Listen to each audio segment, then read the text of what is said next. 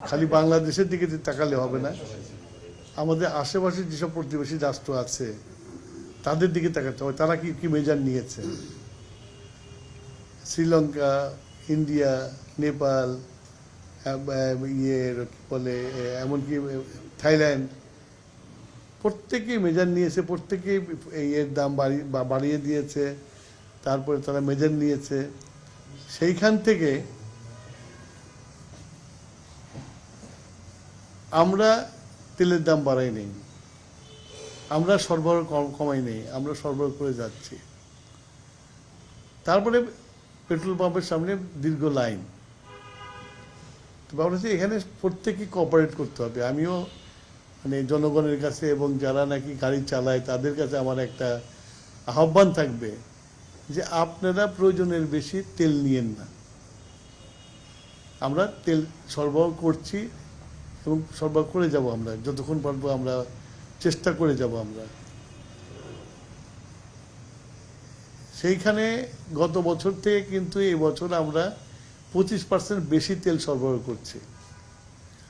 গত 2 দিন, ঈদের দিন আর ঈদের পরের দিন সরকারি ছুটি ছিল, আমাদের যে ডিপোগুলো আছে ডিপোগুলো বন্ধ ছিল, সেই জন্য তেল সরবরাহ করা হয়নি।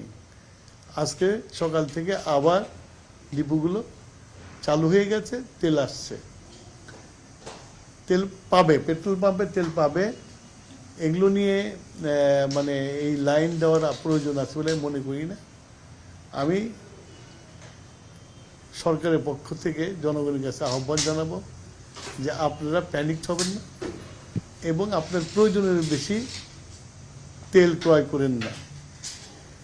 যতটুকু পর্যন্ত ততটুকু নেন।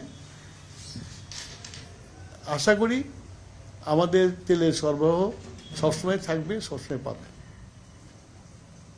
প্রয়োজনের বেশি তেল নিলে, স্টক করলে ভিড় বাড়বে, লাইন বাড়বে। সেই জন্যই সবারকে সচেতন হওয়া দরকার। এটা তো বাংলাদেশ সরকারের একার সমস্যা, সারা পৃথিবীর সমস্যা।